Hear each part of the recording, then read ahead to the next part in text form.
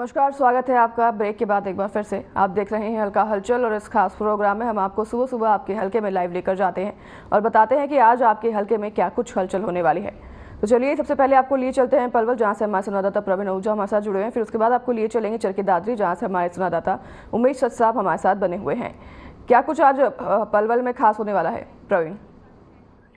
अनाया, सबसे पहले बता देते हैं कि महेंद्रगढ़ के मामले से सबक लेते हुए जिला पुलिस पूरी तरह से एक्शन मोड में दिखाई दे रही है। लगातार पिछले कई दिनों से पलवल के जितने प्रमुख चौराहे हैं सभी पर पुलिस तैनात है। पूरी तरह से स्कूल की बसों की जो है पूरी जांच की जा रही है कि किसी प्रकार की अनियमितता जो पाई जा रही है उन्हें मौके पर ही इम्पाउंड भी किया जा रहा है, उनके चालान भी किए जा रहे हैं, जिसको लेकर बहुत बड़ी एक उपलब्धि पाते हुए कल 212 वाहनों के एक ही दिन में लगातार चालान किए, जिसमें से 121 जो है बस हैं और अन्य जो छोटी वाहन है जिनमें बच्चों को भर भर के जो स्कूल में छोड़ने और ले जाने का काम किया करते थे, उन पर पूरी तरह शिकंजा कसते हुए जिला पुलिस प्रशासन पूरी तरह से अलग मोड पर आ गई है। वहीं जिला पुलिस कप्तान डॉक्टर अंशु सिंगला का कहना है कि लगातार पुलिस इस मामले को लेकर एक्शन मोड पर है कि जहां भी स्कूल की बसों में कमियां पाई जाएगी या उनकी जो फिटनेस है वो पूरी नहीं होगी, कागजात पूरे नहीं होंगे या ओवरलोड बच्चों को लेकर जा रहे हैं और ये सीसीटीवी कैमरे नहीं है, ये काम नहीं कर रहे हैं,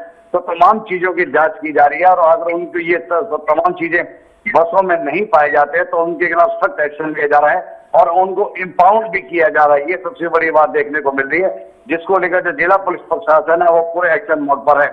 वही बात कर लेते हैं नवरात्रों के चलते हुए आज अष्टमी के दिन है। लगातार तमाम मंदिरों में, घरों में इस समय अष्टमी की जो है जो अष्टमी की पूजा हो रही है उसको लेकर तमाम भक्त जो है वो पिछले काफी दिन से इंतजार कर रहे थे और छोटी छोटी जो कन्याएं हैं उनका आज पूजन होगा और विधिवत रूप से तमाम लोगों के घर में हवन यज्ञ भी चल रहा है और मंदिरों में भी लगातार आज से जो अनुष्ठान शुरू हो चुके हैं और हवन यज्ञ शुरू हो चुके हैं, क्योंकि जो रामनवमी है वो बड़ी उत्साहपूर्वक और धूमधाम से मनाई जाएगी, जिसको लेकर मंदिरों में और बड़े बड़े मठों में अभी से तैयारियां शुरू की जाएगी, क्योंकि कल रामनवमी है और उसको लेकर तमाम तैयारियां अभी से पूरी करनी होगी। तो इसको लेकर तमाम जो माता के भक्त है उनमें काफी उत्साह और उमंग देखी जा रही है कि कल रामनवमी का उत्सव मनाया जाएगा। श्री राम जी का जो है कल काफी उत्साहपूर्वक जो रामनवमी मनाई जाएगी, जिसको लेकर तमाम भक्त अभी से तैयारियों में जुट गए हैं। जी अनाया। जी प्रवीण, लौटेंगे आपके पास। उमेश सब हमारे साथ बने हुए हैं चरखी दादरी में, क्या कुछ खास हो रहा है उमेश?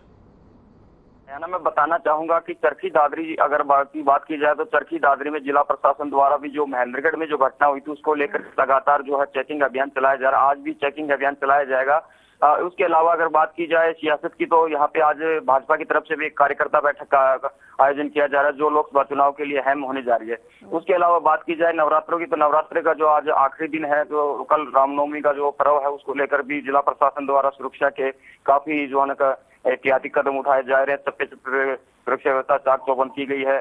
उसके अलावा अगर मंडियों की बात की जाए तो कल भी जिला उपायुक्त ने जो है मंडियों की जो उठान की व्यवस्था थी उसको लेकर के 4 अतिरिक्त जो शेड है वो मंडियों के लिए बनाए गए ताकि वहां पे जो है ना सरसों डाली जा सके, क्योंकि जो बारिश हुई थी उसमें काफी सरसों भीग गई थी और उससे किसानों को काफी यानी कि नुकसान देखना पड़ रहा था। तो उसको लेकर भी काफी जो है ना प्रशासन द्वारा जो है ना कदम उठाए जा रहे हैं।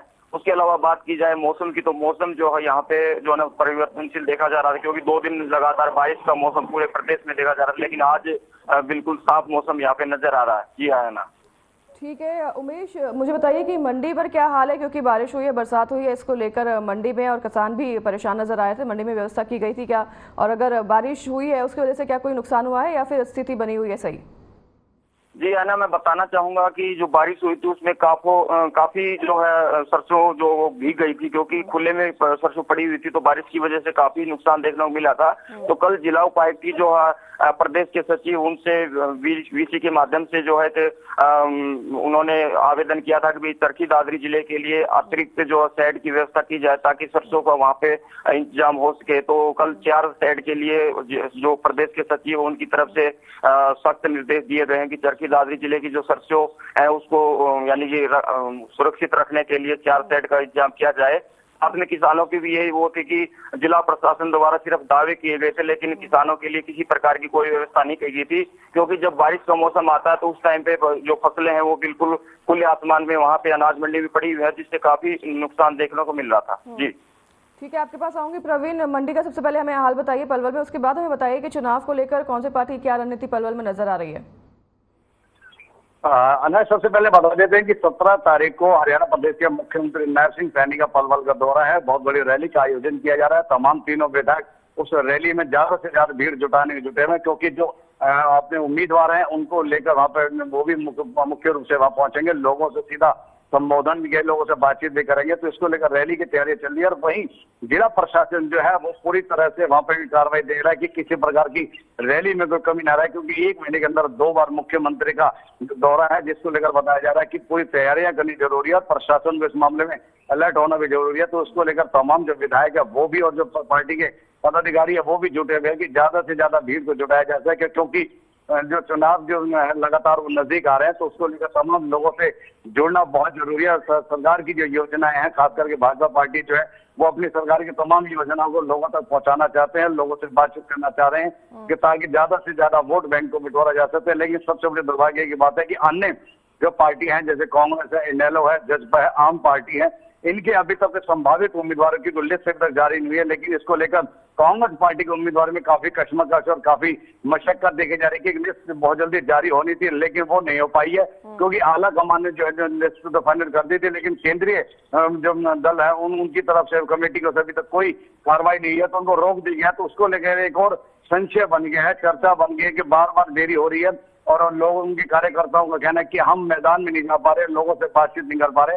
तो तमाम चीजें लेकर राजनीति में उथल पुथल तो देखी जा रही है। लेकिन आने वाला जो समय है वो क्या कहता है, जब तक संभावित सभी उम्मीदवारों की लिस्ट जारी नहीं हो जाती तब तक अभी तक कुछ नहीं कह सकते कि कौन उम्मीदवार कितने आगे है और क्या लगता है कि कौन जीत पाएगा और कैसे जीत पाएगा। ये तमाम चीजें अभी जो भविष्य बहुत दूर है, जिसको लेकर कार्यकर्ताओं में अभी खास करके मायूसी देखी जा रही है। लेकिन रैली को लेकर जो तमाम विधायक है, जो कार्यकर्ता है, प्रशासन है, वो जुटा हुआ है कि 17 तारीख की रैली को सफल बनाना। तो उसको लेकर जो प्रशासन और नेता सब जुटे हुए हैं। जी अनाया जी, मंडी की स्थिति क्या बनी हुई है पलवल में?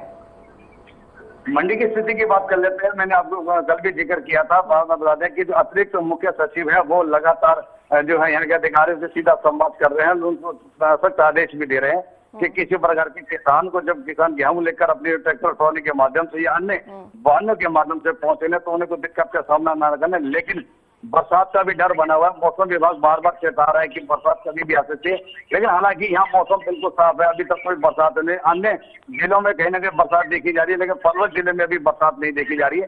तो उसको लेकर अभी ऐसी चिंता का विषय नहीं। लेकिन किसान अपनी गेहूं को लेकर लगातार मंडी में पहुंच रहे हैं और वहां जो है खरीद भी की जा रही है। तो ऐसी कोई स्थिति अभी नहीं है जिससे लगे कि किसान कहीं चिंता में होंगे।